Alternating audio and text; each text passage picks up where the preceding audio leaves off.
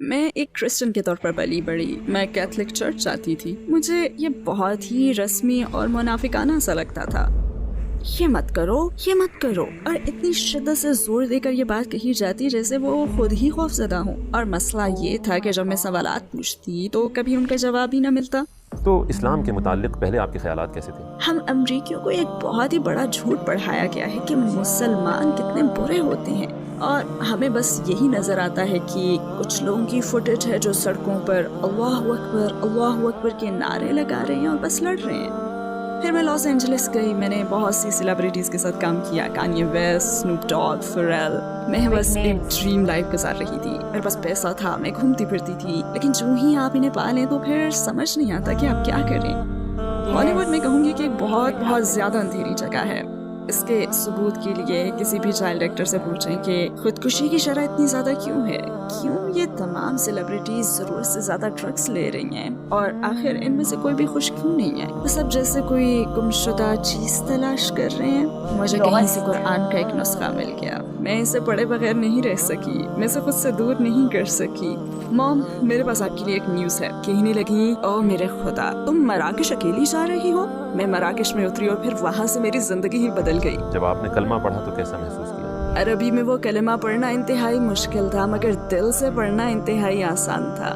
تو آپ کا دل روشن ہو جاتا ہے اور آپ کہنے لگتے ہیں واقعی یہی بات ہے، اور پھر آپ اس کی طرف بڑھتے ہیں اور امید کے ساتھ اسے اپنا لیتے ہیں. ہالی ووڈ جیسی برائٹ شائننگ دکھنے والی زندگی جو اصلیت میں بہت ہی کالی ہوتی ہے، اٹس اے ڈارک ورلڈ، اس کو تیاگ کر جیمی براؤن نے کیا اسلام قبول. یہ ایک بہت سندر ترین بات ہے، کیونکہ بالی ووڈ ہو یا ہالی ووڈ، یہ انسان کو پاگل بنا دیتے ہیں. باہر سے ایسا لگے گا سب لوگ بڑے خوش ہیں، بٹ اندر سے جانے کیا خرافات چل رہی ہوتی ہے. بالی ووڈ سے ریلیٹڈ اپنا بھی ایک قصہ میں آپ کو سناؤں گی، پر سلام نمستے کرنے کے بعد. ہائی ہلو نمستے جی، ست سری اکال، السلام علیکم.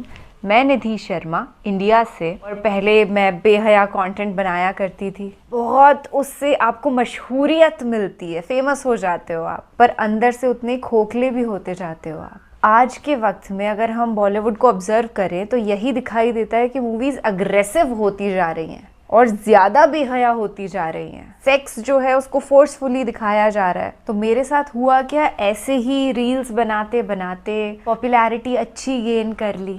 پھر آفرز آنے لگے بالی ووڈ سے.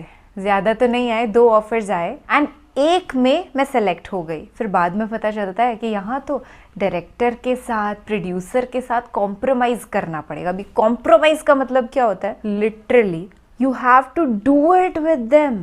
اس دن میرے پیروں تلے زمین کھسک گئی کہ یہ دنیا جس کو بچپن سے سوچا کہ یہ تو بڑا فیسنیٹنگ ہے، اچھا ہے، وہ اتنی گندی ہے. اتنے کرور لوگ ہیں یہاں پر کہ ان کو ایک معصوم بچی کے ایمبیشنز نہیں دکھائی دے رہے، ان کو بس ہوس ہے. اور سب بچے جن کے کوئی جیک جگاڑ نہیں ہوتے، جو بس پہنچ جاتے ہیں ممبئی سپنوں کی نگری، اب یہاں پہ آڈیشن دیں گے، سلیکٹ ہوں گے اور پھر ایکٹنگ کریں گے. ان کے ساتھ ایسا ہی سب ہوتا ہے. یا تو آپ حد سے زیادہ والے امیر ترین ہیں اور آپ کے کنیکشنز ہیں تو every thing is all right, otherwise نہیں بھیا. تو جیمی براؤن جو ہیں انہوں نے بہت اچھا کیا. پہلے وہ کرسچینٹی مذہب سے بلونگ کرتی تھی اور اب اسلامک ہے. اب وہ کچھ ڈرنکس نہیں کرتی ہوں گی کیونکہ اسلام میں تو گناہ ہے. اور جب سے میں نے اسلامک بیان سنا ہے، میں نے بھی کبھی ایسی کسی بھی چیز کو ٹچ تک نہیں کیا ہے. 40 دن تک تو نماز قبول نہیں ہوگی. کیا مطلب ہے شراب کا سیون کرنے کا؟ اور سارے گناہوں کی جڑ وہی ہے، کیونکہ بندہ پہلے ڈرنک کرتا ہے اور اس کے بعد تو نہ جانے کیا کیا. اب تو جیمی براؤن بہن کا نام بھی کچھ اور ہی ہوگا.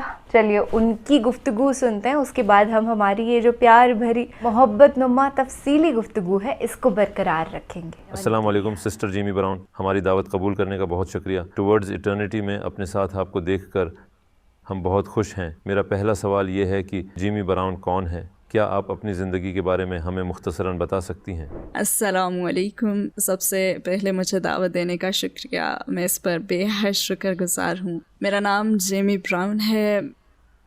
میں امریکن ہوں اور یونائٹڈ اسٹیٹس میں پلی بڑھی.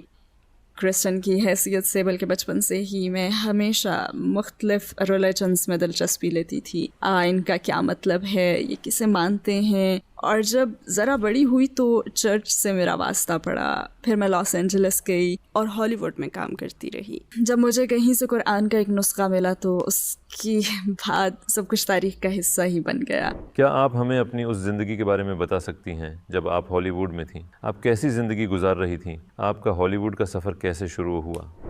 ہالی ووڈ جانے سے پہلے میں ایک سیلون میں بطور ہیئر اسٹائلسٹ کام کر رہی تھی اور میں نے گرافک ڈیزائن بھی کیا تھا. دراصل میری والدہ ایک کمال کی گرافک آرٹسٹ ہیں. میں بس فل ٹائم ہیئر اسٹائلسٹ تھی اور پھر یہ سوچ کر میں کیلیفورنیا گئی کہ میں وہاں پہ ایک سیلون میں ہی کام کروں گی.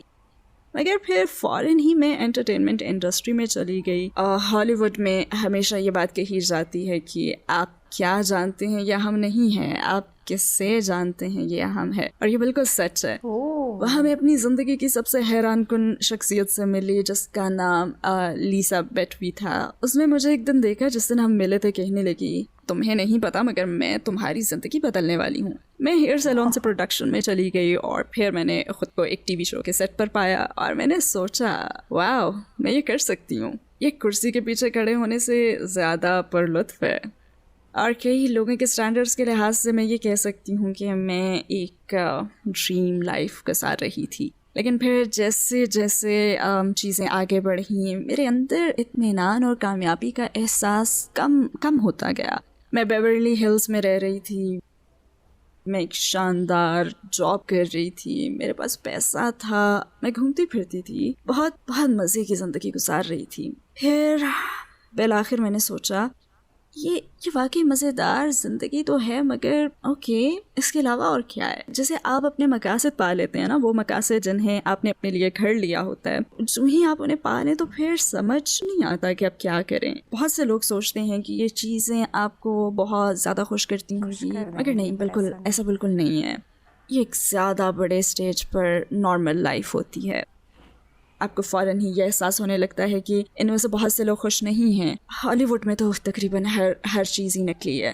آپ کو یہ سیلیبریٹیز اپنے ان حویلی نما گھروں میں نظر آتی ہیں جنہیں ویڈیو شوٹس کے لیے کرائے پر لیا جاتا ہے. آپ انہیں شاندار کاریں چلاتے ہوئے دیکھتے ہیں، وہ بھی کرائے کی ہوتی ہیں. وہ ایک فلیٹ بیڈ ٹرک پر سیٹ تک پہنچتے ہیں. وہاں بہت سی حیرت انگیز چیزیں رونما ہوتی ہیں مگر وہ ایک بہت زیادہ اندھیری جگہ ہے. عام طور پر لوگ سمجھتے ہیں کہ ہالی ووڈ کے لوگ ایک شاندار اور بہت خوش باش زندگی جیتے ہیں. ہالی ووڈ کا بیک گراؤنڈ رکھنے والی خاتون کی حیثیت سے کیا آپ سمجھتی ہیں کہ واقعی ایسا ہے؟ نہیں، میرا خیال ہے کہ ہالی ووڈ میں گنتی کے چند لوگ ہوں گے جو بہت خوش ہیں. ہالی ووڈ بہت زیادہ اندھیری جگہ ہے. آپ جتنا اس کے متعلق جانتے ہیں اتنا ہی اس سے آپ دور بھاگنا چاہتے ہیں. میں یہی کہوں گی کہ اس کے ثبوت کے لیے کسی بھی چائلڈ ایکٹر سے آپ پوچھیں کہ خودکشی کی شرح اتنی زیادہ کیوں ہے. آخر کیوں یہ تمام سیلیبریٹیز ضرورت سے زیادہ ڈرگس لے رہی ہیں؟ کیوں اگر ان کے پاس دنیا بھر کی دولت ہے، شہرت ہے، ہر جگہ کا سفر کر سکتے ہیں، بڑے سے گھر میں رہتے ہیں، اپنی فیملی کا خیال رکھتے ہیں، جو کپڑے چاہتے ہیں وہ خرید لیتے ہیں، جہاں جانا چاہتے ہیں چلے جاتے ہیں، وہ تمام VIP چیزیں جس کا ہر کوئی خواب دیکھتا ہے، اگر ان کے پاس یہ سب کچھ ہے تب پھر ان میں سے کوئی بھی خوش کیوں نہیں ہے؟ ان میں سے کسی کو بھی اطمینان کیوں میسر نہیں ہے؟ مجھے یقین ہے کچھ ضرور ہوں گے، میں یہ نہیں کہتی کہ کوئی بھی خوش نہیں ہے، مگر ان میں سے اکثر لوگوں کا یہی حال ہے. یہ بہت سوں کے لیے ایک جھوٹا وعدہ ہے. ہالی ووڈ میں آپ یہ خواب لے کر آتے ہیں کہ یہاں چمک دمک اور گلیمر، شہرت اور دولت کی زندگی ملے گی، مگر ایسا کچھ نہیں ہے. یہ سب کچھ نہیں ہوتا. وہ سب جیسے کوئی گمشدہ چیز تلاش کر رہے ہیں. اچھا، اسلام سے پہلے ایمانی لحاظ سے آپ کی زندگی کیسی تھی؟ آپ کا کس پر ایمان تھا؟ میرا ہمیشہ سے خدا پر ایمان تھا. میں ایک کرسچن کے طور پر پلی بڑی. میں اکثر اپنی دوستوں کے ساتھ میتھوڈسٹ چرچ جاتی تھی. میں نے جونیئر ہائی میں اپنی بیسٹ فرینڈ کے ساتھ مارمن آرگنائزیشن میں کچھ وقت گزارا ہے. میں نے ریلیجنس کے بارے میں بہت کچھ پڑھا ہے. میں ہمیشہ سے جانتی تھی کہ خدا صرف ایک ہے اور مجھے پتا تھا کہ میرا اس سے گہرا تعلق ہے، مگر ہمیشہ کسی چیز کی کمی لگتی تھی. میں کیتھولک چرچ جاتی تھی. مجھے یہ بہت رسمی اور منافقانہ سا لگتا تھا. کیتھولک چرچ کے حوالے سے کچھ خاص باتیں بھی تھیں جن سے مجھے بالکل مناسبت نہیں تھی، مگر میں بچی تھی اور میرے मेरे वालिदैन यही करते थे, लिहाजा मेरे पास उस वक्त कोई चॉइस नहीं थी। और मुझे हमेशा याद आता है कि चर्च जाते और आते हुए मेरे एहसासात बस एक जैसे ही रहते थे, और मैं हमेशा सोचती थी कि क्या यहाँ आते हुए मेरा मोराल बुलंद नहीं होना चाहिए, क्या मुझे किसी तब्दीली का एहसास नहीं होना चाहिए। और कैथलिक चर्च के अंदर हर चीज़ जैसे लगी बंधी हुई होती थी, आपको मखसूस वक्त में मखसूस चीज़ें कहनी होती हैं, मखसूस वक्त में मखसूस चीज़ें करनी होती हैं, और ये सब मुझे एक मशीनी अमल जैसा लगता था। ईमान के लिहाज से आपने मेथोडिस्ट चर्च या मॉर्मन चर्चेस देखे, कैथोलिसिज्म में कौन सी बात आपको समझ ना आ सकी? कैथोलिसिज्म में एक बड़ा फैक्टर ये है कि आप चर्च में कम्युनियन लेते हैं, एक वेफर मिलता है जो पादरी आपको देता है, मगर आप मखसूस सूरतों में ही उसे ले सकते हैं। जैसे अब मेरी वालिदा को तलाक हो चुकी थी, मगर उन्हें ये लेने की इजाज़त न थी जैसे वो नापाक हों।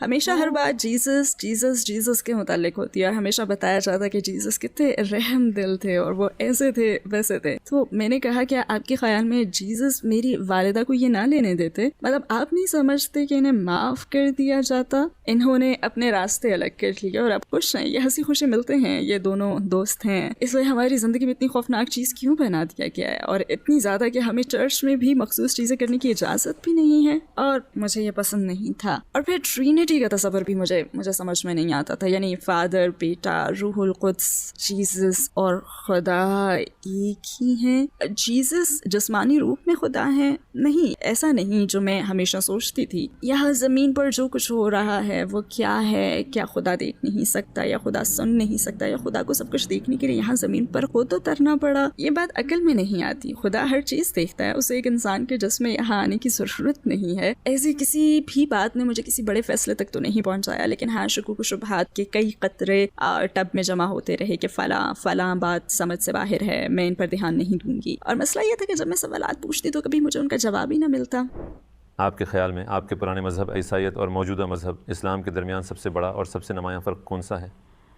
मेरे नज़दीक सबसे बड़ा फ़र्क जीसस के पैगंबर होने और जीसस के ट्रिनिटी का हिस्सा होने के बीच है, क्योंकि मेरा मानना है कि खुदा एक है। मैंने कभी फादर, बेटा और रूहुल कुद्स के बारे में नहीं सोचा, क्योंकि एक जमा एक बराबर एक नहीं होते।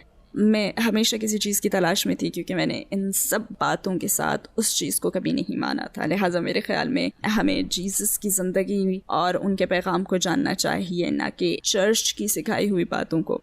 तो क्या हम देखेंगे जीसस ने खुद क्या कहा? जीसस ने कभी भी नहीं कहा कि मेरी इबादत करो। जीसस ने कभी नहीं कहा कि मुझसे दुआ मांगो।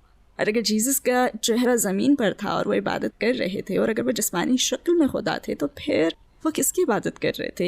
ये बात अक्ल में नहीं आती। और मैं उनका तौर तरीका जानती हूँ, क्योंकि जब आप एक क्रिश्चियन चर्च में हो तो फिर आपको यही चीज़ें माननी पड़ती हैं। मसलन तुम्हारी हिम्मत कैसे हुई ये सवाल पूछने की, और ख़ुद मुझे इसका तजुर्बा हो चुका है जब मैंने एक नहीं बल्कि कई चर्चेस के पास्टर से ये सवाल पूछ लिया था, और मुझे मुसलसल यही जवाबात मिलते रहे। सिर्फ यही कहा जाता कि ये ईमान रखो कि जीसस खुदा हैं, जीसस की इबादत करो, सवालात मत पूछो। और मुझे इस्लाम की इस बात से प्यार है कि ओ बिल्कुल नहीं, किसी और की बात पर यकीन ना करो, बेहतर है कि खुद सवालात पूछो। तो इस्लाम के मुतालिक पहले आपके ख्यालात कैसे थे? क्या आप में इस्लाम के ख़िलाफ़ कोई तासुब था? शुरू में मुझ में इस्लाम के ख़िलाफ़ कोई तासुब नहीं था। मुझे वो ख़बरें नापसंद थी जिनमें दहशत गर्दों को दिखाया जाता, और हमें बस यही नज़र आता है कि कुछ लोगों की फुटेज हैं जो सड़कों पर अल्लाहु अकबर के नारे लगा रहे हैं और लड़ रहे हैं, और वो उन्हें भारी मशीनी गनों के साथ दिखाते हैं और यूं ज़ाहिर करते हैं जैसे ये असली खबरनामा नहीं बल्कि हॉलीवुड का सेट हो। हम अमरीकियों को ये एक बहुत बड़ा झूठ पढ़ाया गया है कि मुसलमान कितने बुरे होते हैं और वह हमें ख़त्म करना चाहते हैं। नहीं, ऐसा नहीं है। मैं सोचती थी कि ये इस तरह का पुरस्कार मज़हब है जिसके मुतालिक मैं नहीं जानती, और ना ही मुझे इसे जानने की ज़रूरत थी, क्योंकि मेरे ख़्याल में ये मेरी अपनी परवरिश के अंदाज से बहुत मुख्तलिफ था। लिहाजा मैंने सोचा कि ये जो चाहें इन्हें करने दो, मैं बस अपना काम करूँगी। मुझे नहीं मालूम, ये तो मेरा पागलपन है। ये लोग आवाम के बीच मुश्किल में हैं और ये लोग पता नहीं क्या कर रहे हैं, तो बस इन्हें अपने अंदाज से जीने दो। इस्लाम की तरफ आपका सफ़र कैसे शुरू हुआ? मैं एक शो पर काम कर रही थी, और मेरा कॉलीग जिसके साथ मैं काम कर रही थी वो हर जुम्मे को कुछ घंटों के लिए गायब हो जाता था और वहाँ से चला जाता था। और मैं हमेशा उससे पूछती कि तुम कहाँ जा रहे हो, तुम हमेशा गायब क्यों हो जाते हो? मैं कहती मुझे पता है कि तुम लंच तो नहीं करते, तो तुम कहाँ जाते हो? तब उसने मुझे बताया कि मैं मुसलमान हूँ और जुम्मे को हम जाकर इबादत करते हैं। फिर मैंने उससे कहा अच्छा تم میرے ساتھ ایک بار چرچ کیوں نہیں چلتے، دیکھو تمہیں کیسا لگتا ہے۔ اس نے کہا بالکل بھی نہیں تھینک یو، مگر مجھے اس میں بالکل بھی دلچسپی نہیں ہے۔ اب اس بات پر مجھے غصہ آیا، میں سمجھ نہیں سکی کہ یہ ایک بار بھی وہاں جانے کے لیے تیار کیوں نہیں۔ میں نے کہا کس چیز نے اسے مذہب میں اتنا جکڑا ہوا ہے کہ وہ اتوار کے دن صرف 45 منٹ دینے کے لیے بھی تیار نہیں ہے۔ تو جب میں نے اس سے پوچھا، میں نے کہا کہ تمہارے پاس جو بھی کتاب ہے میں اسے پڑھوں گی اور پھر تمہارے پاس آ کر تمہاری ہی آیات کے ذریعے سے تمہیں بتاؤں گی کہ یہ مذہب کیوں غیر معقول ہے اور تمہیں کیوں کرسچن ہو جانا چاہیے۔ امید ہے پھر تم بچ جاؤ گے اور جیسس کے ہو جاؤ گے۔ تو اس نے کہا بالکل بالکل میں تمہیں کتاب دوں گا۔ میں نے پھر اسے پڑھنا شروع کیا اور سوچنے لگی کہ ایک سیکنڈ ٹھہرو، یہ باتیں تو معقول لگتی ہیں، اوکے ذرا ٹھہرو۔ اور پھر مجھ میں کافی دلچسپی پیدا ہو گئی، میں نے پڑھنا شروع کیا اور میں بس پڑھتی چلی گئی۔ میں اسے عیسائیت قبول کروانے میں ناکام رہی، لیکن میں خود کو مسلمان بنانے میں انتہائی کامیاب ہو گئی۔ میں نے نہیں سوچا تھا کہ ایسا ہوگا، مگر الحمدللہ یہ بہترین نتیجہ نکلا۔ یہ چیز مجھے انتہائی اچھی لگی کہ اس کا ایک ہی نسخہ ہے، 100 یا اس سے بھی زیادہ نہیں۔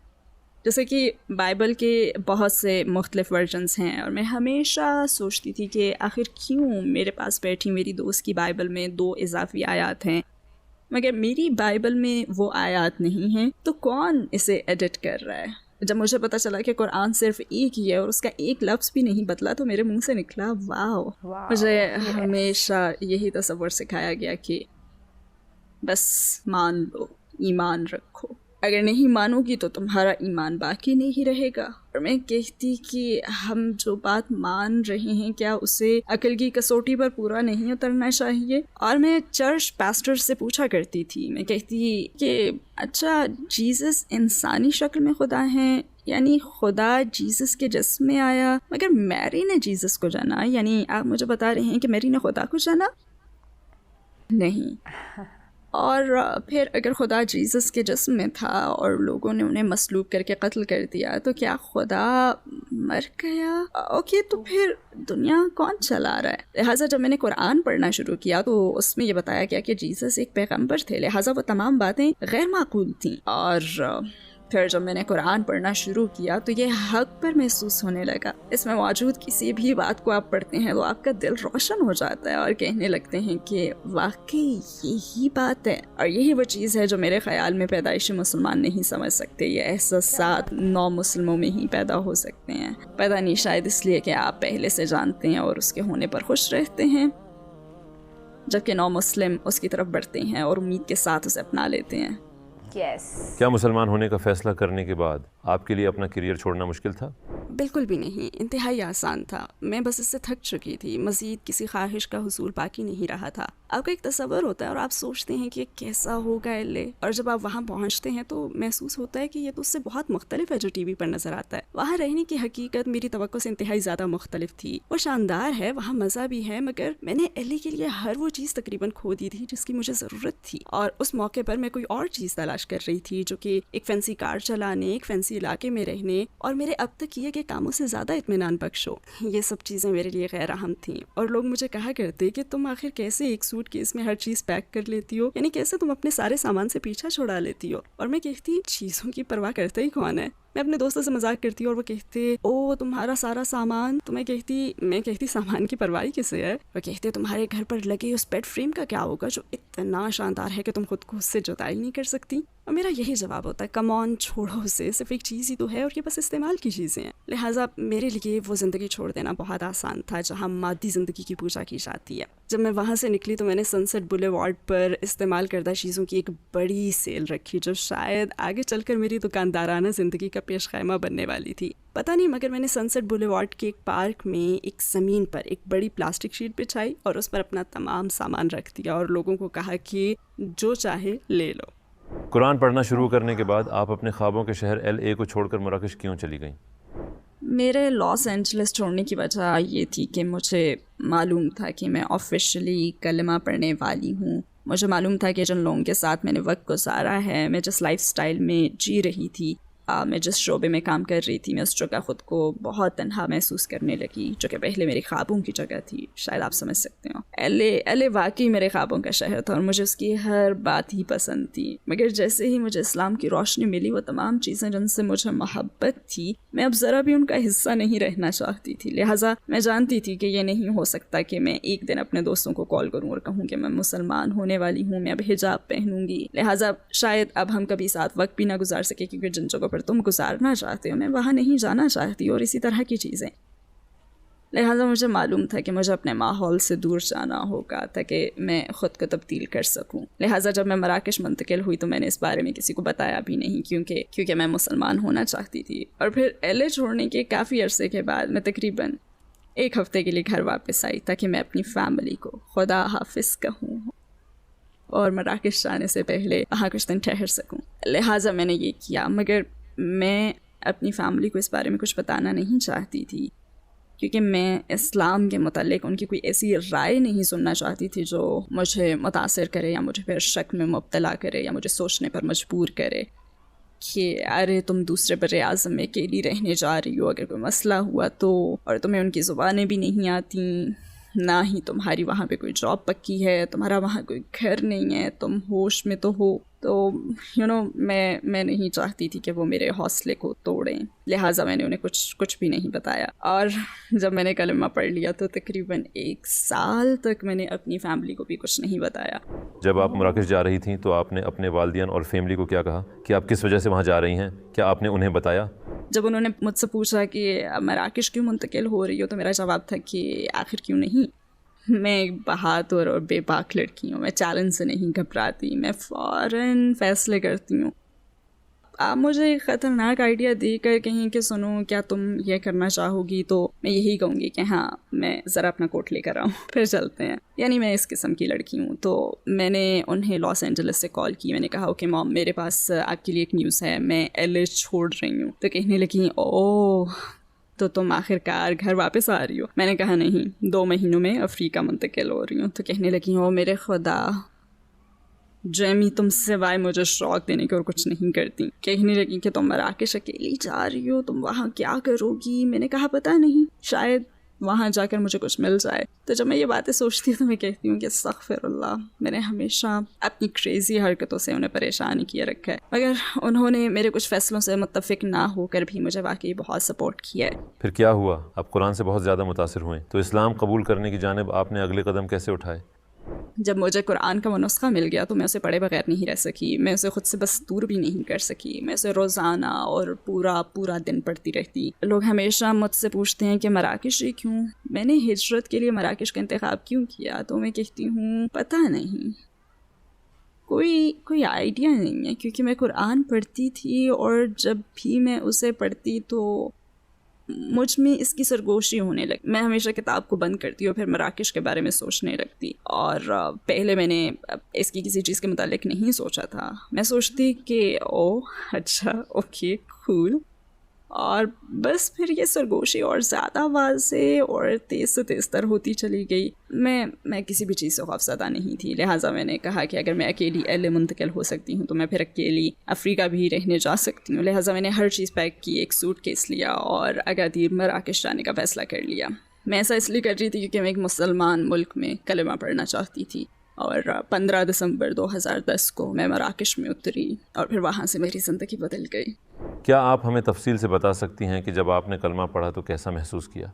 वो न्यू ईयर्स ईव 2010 था और मैं कासाब्लांका में हसन टू मस्जिद में गई। ये साहिल समंदर पर बनी एक बहुत बड़ी मस्जिद है। मैं उसके पिछले हिस्से में गई। उन्होंने मुझसे तमाम सवालात पूछे, जैसे कि क्या तुम्हें कोई मजबूर कर रहा है, क्या तुम खुद तैयार हो, अपने फैसले पर कायम हो? मैंने कहा हाँ। उन्होंने मुझे कुछ हिदायत दी। ज़ाहिर है कैमरे से मेरी फिल्म बनाई गई, बड़ी बड़ी लाइट्स मेरे चेहरे पर पड़ रही थी। मैं एक पत्ते की तरह लरस रही थी और मैं बहुत ज़्यादा नर्वस थी। ज़ाहिर है मुझे अरबी नहीं आती थी, लिहाजा मैंने दरवाज़ा खोला और कैमरे की लाइट से मेरी आंखें चंधिया रही थी। मैंने बाहर देखा तो मुझे सिर्फ लोगों का एक बहुत बड़ा हजूम नजर आया और वो सब मुझे घूर रहे थे। लिहाजा सब ने मुझे और भी नर्वस कर दिया। उनके पास एक छोटा सा माइक था और वो मुझे पूरा तरीका समझा रहे थे। जैसे ही मैंने कलमा पढ़ा तो मेरे कानों में अल्लाहु अकबर के नारे गूंजने लगे।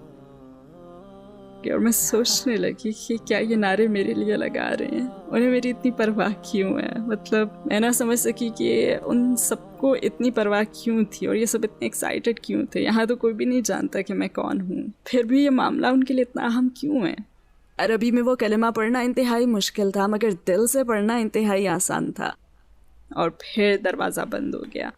मैंने 1 मिनट लिया क्योंकि वो मुझे नमाज़ पढ़ने का कह रहे थे और वो कहने लगे क्योंकि आप तरीका सीखने के लिए ही पढ़ लो, मगर मुझे नमाज़ पढ़नी आती नहीं थी। और फिर मुझे ऐसा महसूस हुआ जैसे मैं कोई नकली चीज़ हूँ, क्योंकि मुझे मालूम नहीं था कि मैं क्या कर रही हूँ। और वो बहुत ज़्यादा जज्बाती हो रहे थे, ये उनके लिए एक बहुत बड़ा वाक़या था। मैं सोचने लगी कि बस खड़ा होना है और ख़त्म, ज़मीन पर सर झुका के खड़ा होना है।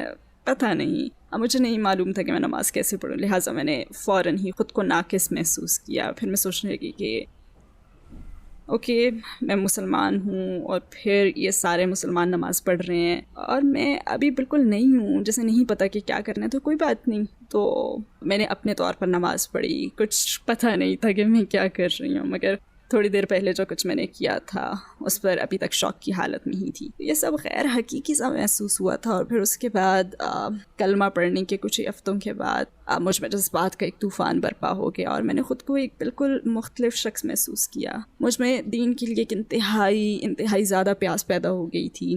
क्या आपका वास्ता किसी हिजाबी खातून से हुआ था और उस वक्त आपके जहन में क्या ख्यालात आए थे? मैं अपनी दोस्त की अम्मी से मिली थी जो कि मुसलमान थी। वो लॉस एंजलिस विज़िट पर आई थी जहाँ मेरी उनसे मुलाकात हुई और हमने वेनिस बीच पर एक बोर्ड वॉक की थी। उन्होंने लंबी आस्तीनों वाला अबाया और हिजाब पहना हुआ था और ज़ाहिर है कि उनसे मामूल के सवालात ही कर रही थी कि क्या आपको गर्मी नहीं लगती, आपको इसमें गर्मी नहीं लगती, क्या आप हर वक्त इसे पहने रखती हैं, मतलब जब आप स्विमिंग वगैरह के लिए जाना चाहें तो फिर क्या करेंगी। और मैं उनसे इसी किस्म के ढेरों सवालात कर रही थी। वो अपने ईमान में बहुत ज़्यादा मजबूत थी। मैं इस पर ज़्यादा बात नहीं कर सकती, मैं इमोशनल हो जाती हूँ। वो अपने ईमान में बहुत मजबूत थी जिससे मुझे इस दीन पर गहराई से गौर करने की इंस्पिरेशन मिली। मसलन ये इतनी गर्मी में ख़ुद को टॉर्चर क्यों कर रही हैं, क्यों, आखिर कैसे, ये इतनी पक्की और पुरज़्म कैसे हैं कि अपनी कलाइयाँ तक दिखाने के लिए तैयार नहीं हैं। मैं वाकई में बहुत ज़्यादा इंस्पायर्ड थी। अपने आंसुओं को रोकना बहुत मुश्किल होता है क्योंकि मैं इस बारे में बहुत इमोशनल हो जाती हूँ। और मैंने अपनी बेटी का नाम भी उनके नाम पर रखा है, लिहाजा वो वाकई एक मुसलमान के तौर पर मेरा पहला इम्प्रेशन थी और एक मुसलमान औरत का बेहतरीन नमूना थी वो। आपने हिजाब पहनना कैसे शुरू किया?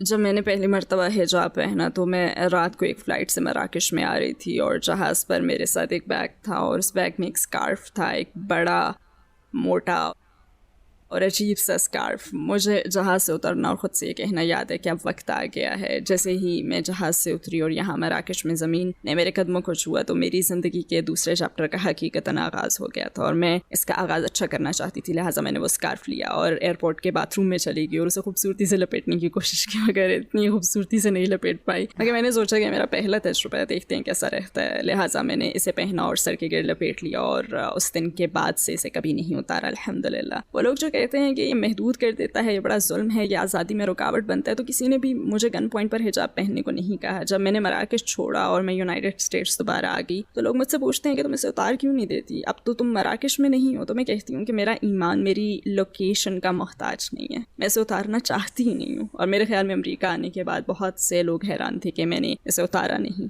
क्या आप अपने इर्द गिर्द के लोगों को दावा देती हैं और ये काम आप कैसे करती हैं? मैं हर वक्त दावा देती रहती हूँ। मैं इसे अमल से दावा का नाम देती हूँ। यानी मुझे लोगों के दरमियान कैसे रहना है जब मैं किसी के साथ हूँ, तो हो सकता है कि वो मुझे अजीब सी नज़रों से देखें क्योंकि हो सकता है उन्होंने कभी किसी को हिजाब में ना देखा हो, या शायद वो समझ ही ना पाएँ कि मेरे मतलब क्या सोचें क्योंकि मैं वाइट अमरीकी हूँ। मैं एक्सेंट के साथ बात नहीं करती, मुझे देखकर लगता भी नहीं है कि मेरा ताल्लुक मिडल ईस्ट से है। लिहाजा मैं खुशबाश, घूमने फिरने वाली, दोस्ताना मिजाज की मुसलमान हूँ जो उन्हीं के लबो लहजे में बात करती है। तो कई मरतबा लोग मुझसे सवालात करते हैं और वो बात शुरू करें तो मैं उन्हें दावा भी देती हूँ। मैं लोगों का पीछा करके ज़बरदस्ती उन्हें इस्लाम के मतलब बताने की कोशिश नहीं करती, मगर मेरे दोस्त या मुझे जानने वाले लोग या अजनबी भी अगर मुझसे सवालात पूछे तो मैं कहती हूँ कि मेरा मकसद आपको तबलीग करना नहीं है, میرا کام آپ کو مسلمان بنانا بھی نہیں ہے، میں تو بس آپ کی مدد کرنا چاہتی ہوں اور آپ کے سوالات کے جواب دینا چاہتی ہوں، مگر میں اپنا مذہب آپ پر نہیں تھوپوں گی۔ تو کیا آپ سے انسپائر ہونے کے بعد کوئی مسلمان ہوا؟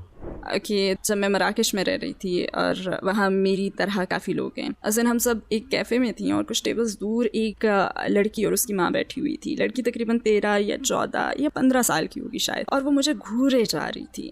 ہم نے اس پر دھیان نہیں دیا، ہم میں سے کچھ نے ٹریڈیشنل ڈریسز پہنے ہوئے تھے، مجھے نہیں پتا ان کے ٹریڈیشنل کیا ہیں، مگر وہ 2 پیسز میں خمار پہنا ہوا تھا اور کچھ نقاب میں تھیں، وہ بس ہمیں گھور رہی تھیں۔ ہم سبھی وائٹ تھیں اور ہم سب کی آنکھیں نیلی تھیں، لہٰذا ایک مسلمان ملک میں ہم الگ ہی نظر آتے ہیں۔ آپ کے سامنے 7 نیلی آنکھوں والی وائٹ نو مسلم خواتین بیٹھی ہوں تو وہاں لوگ نوٹس تو ضرور لیں گے۔ میری نظریں اس لڑکی پر ہی جمی ہوئی تھیں اور میں نے نوٹ کیا کہ اس نے رونا شروع کر دیا، وہ کافی دیر تک روتی رہی۔ مجھے بہت ترس آیا۔ اس وقت میرا لیپ ٹاپ ساتھ تھا، میں اسے کوئی مختصر سی بات لکھ کر دینا چاہتی تھی، مگر مجھے مراکش عربی نہیں آتی، میں اسے فوسا میں لکھ کر دینا چاہتی تھی، لہٰذا میں نے ایک کاغذ لیا اور اپنا لیپ ٹاپ کھولا اور گوگل ٹرانسلیٹ پر آ گئی۔ میں عربی میں یہ نوٹ لکھنا چاہ رہی تھی کہ چاہے تمہارا رونا جس کے لیے بھی ہو، اللہ تمہاری پریشانی کو دور کرے۔ تو میں وہ نوٹ لکھ رہی تھی اور وہ تقریباً پورا ہو چکا تھا کہ وہ اور اس کی ماں کھڑے ہوئے اور وہ جانے لگے۔ میں سوچنے لگی کہ میں اس لڑکی کو اس طرح سے جانے نہیں دے سکتی، مجھے اسے یہ نوٹ دینا ہی ہوگا۔ وہ جانے لگے اور ہماری ٹیبل کے پاس سے گزرنے لگے تو میں نے اس سے ہاتھ ہلایا اور کہا السلام علیکم، ایکسکیوز می۔ میں نے اسے اپنے پاس بلایا اور اسے پوچھا کہ تم انگلش بولتی ہو؟ اس نے کہا نہیں۔ میں اسے یہ بتانے کی کوشش کرنے لگی کہ میں دراصل یہ لکھ رہی ہوں، اور میں نے اسے اپنی اسکرین دکھائی کہ دیکھو، میں بتانے لگی کہ میں یہ تمہارے لیے لکھ رہی ہوں۔ تو میں نے اپنا لیپ ٹاپ تھاما تاکہ وہ عربی میں ترجمہ پڑھ لے، اور وہ پھوٹ پھوٹ کر رونے لگی۔ اور پھر وہ تھوڑی بہت انگلش بول سکتی تھی، وہ ہمیشہ کہتے ہیں کہ ہم انگلش نہیں بول سکتے لیکن وہ تھوڑی بہت انگلش بول لیتے ہیں۔ تو اس نے بتایا کہ میں امی کے ساتھ بیٹھی ہوئی تھی اور میں بھی پچھلے کچھ مہینوں سے حجاب پہننا چاہتی ہوں، مگر میں ایسا کرنے کی ہمت محسوس نہیں کرتی، مجھے نہیں پتا کہ کیسے اپنی فرینڈس کو حجاب شروع کرنے کے بارے میں بتاؤں۔ اور اس نے کہا کہ جب میں نے آپ سب کو دیکھا تو نہ صرف یہ کہ آپ سب تو نو مسلم ہیں بلکہ پردے میں بھی ہیں، اور آپ سب مکمل پردے میں ہیں۔ تو کہنے لگی کہ اس بات نے مجھے احساس دلایا کہ آپ نے اس کے لیے کتنی ہمت دکھائی ہوگی، اور ہم تو پیدائشی مسلمان ہیں مگر ہم خوفزدہ رہتے ہیں کہ ہماری فرینڈس کیا سوچیں گی۔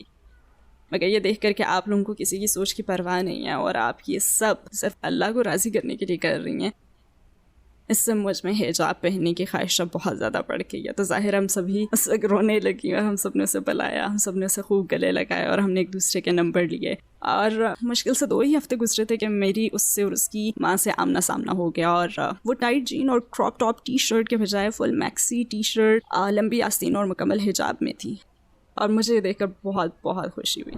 ہم جانتے ہیں کہ اسلام زندگی کے ہر مسئلے کا حل بتاتا ہے۔ آپ کے خیال میں امریکی معاشرے کے 3 سب سے بڑے مسائل کون سے ہیں جنہیں اسلام حل کر سکتا ہے؟ میں کہوں گی کہ صرف 3 نہیں ہے بلکہ پورا معاشرہ ہی مسائل کا شکار ہے، پورے معاشرے کو مدد کی ضرورت ہے، پورا معاشرہ اپنی ہی نظروں میں گر چکا ہے۔ میں سمجھتی ہوں کہ اسلام امریکہ کو تقریباً ہر لحاظ سے ہی فائدہ دے سکتا ہے، اور میرا یہ مطلب نہیں ہے کہ بہت ڈرامائی انداز میں، مطلب یہ ہے کہ یہ گائیڈ لائن ہے، اور اسلام ایسے سخت اصولوں کا مجموعہ نہیں ہے جو آپ کی زندگی کو مشکل بنا دیں، نہیں، بلکہ یہ ایک ایسی مکمل اور خوشگوار زندگی گزارنے کی گائیڈ لائن ہے جس میں آپ اللہ کو بھی راضی رکھتے ہیں، اور اگر آپ چھوٹی موٹی تبدیلیاں کرتے ہیں تو مجھے لگتا ہے کہ اس کا معاشرے کو ناقابل یقین فائدہ ہوگا، مگر میں کسی جگہ کسی شعبے کی نشاندہی نہیں کر سکتی کہ اسلام اسے ٹھیک کر دے گا، کیونکہ حقیقت میں اسلام تو ہر چیز کو ہی ٹھیک کر دے گا۔ اگر آپ کو دنیا کے تمام غیر مسلموں سے بات کرنے کا موقع ملے، اگر آپ ان سے خطاب کر سکیں تو آپ انہیں کیا کہنا چاہیں گی؟ میڈیا آپ سے جو کچھ کہتا ہے وہ نہ سنیں، خود اپنی ریسرچ کریں، کسی مسلمان سے بات کریں، آپ جاننا چاہتے ہیں کہ مسجد کے اندر کیا ہوتا ہے تو خود کسی سے ملیں، اندر جائیں، صرف میڈیا پر دیکھ کر اسلام یا مسلمانوں کے متعلق کوئی رائے قائم نہ کریں بلکہ خود تجربہ کر کے رائے قائم کریں، کیونکہ جو کچھ آپ کو دکھایا گیا ہے وہ اس سے بالکل مختلف ہوگا۔ غزہ میں جو کچھ ہو رہا ہے اسے دیکھنے کے بعد بہت سے غیر مسلم امریکہ سے بھی اسلام میں کافی دلچسپی لے رہے ہیں، تو آپ امریکہ میں اسلام کا کیا مستقبل دیکھتی ہیں؟ میں یقین سے کچھ کہہ نہیں سکتی کیونکہ مستقبل کا حال مجھے نہیں معلوم، مگر اتنا جانتی ہوں کہ 9/11 کے بعد نتیجتاً بہت بڑی تعداد میں لوگوں نے اسلام قبول کیا، تو میرے خیال میں یہ صورتحال کہیں زیادہ مختلف ہے، کیونکہ جب ہم 9/11 کو دیکھے تو ہمیں بتایا گیا کہ اس میں دہشت گردوں کا ہاتھ ہے، حالانکہ ایسا نہیں تھا، ہمیں بتایا گیا کہ یہ دہشت گرد ہمارے ملک پر حملہ کر رہے تھے، اور ہمارے اپنے ہی گھر میں حملہ کیے جانے کے باوجود اس کے نتیجے میں کئی غیر مسلم اسلام قبول کر رہے تھے. اب آپ ایسے واقعات دیکھ رہے ہیں جو دنیا کے دوسرے حصے میں ہو رہے ہیں, اور جس طرح سے وہ غزہ میں سب کچھ ہوتا دیکھ رہے ہیں ان کے دل ٹوٹ رہے ہیں. تو اگر براہ راست امریکہ کو نقصان پہنچانے والے ایک واقعے سے اتنے لوگ مسلمان ہو سکتے ہیں, تو پھر سوچیں کہ ایسی صورتحال دیکھ کر کتنے لوگ مسلمان ہوں گے کہ جب ہم پر حملہ نہیں کیا گیا بلکہ ہم صرف برائی کو ہوتا ہوا دیکھ رہے ہیں. اور میرے خیال میں بہت سے لوگ پکا ایمان, فلسطینیوں کا پکا ایمان دیکھ چکے ہیں.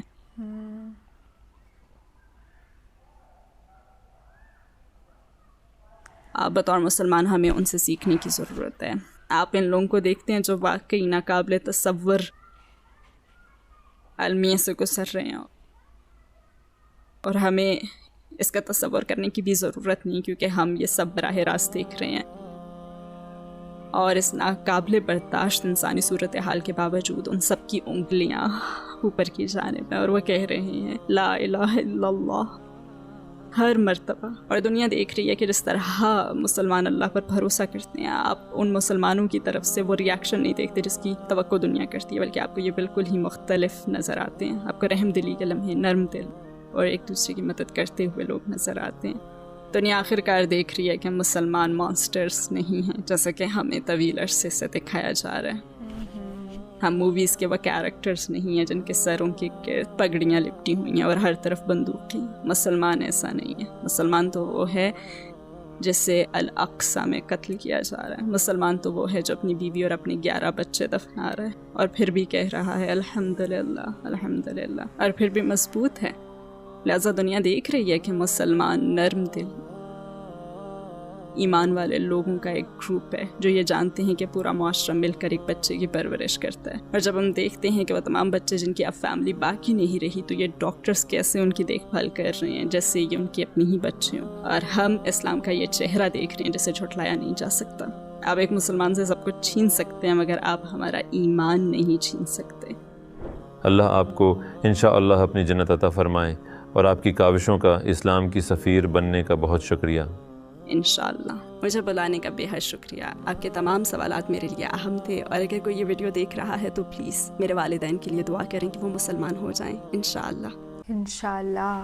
فلسطینیوں کو یوں ہی قبلہ اول کا درجہ, وہ مقام نہیں دیا گیا ہے. وہ سچ مچ میں ایک پکے مومن ہیں. Personally I also have seen videos جس میں کچھ نہیں بچا ہے فیملیز کے پاس. ایک ماں ہے جس کے بچے مر گئے. سوچو کیا بیتتا ہے. پھر بھی وہ کہہ رہی ہے کہ لا الہ الا اللہ. اتنی نرم دلی کیسے, اتنا ایمان کیسے.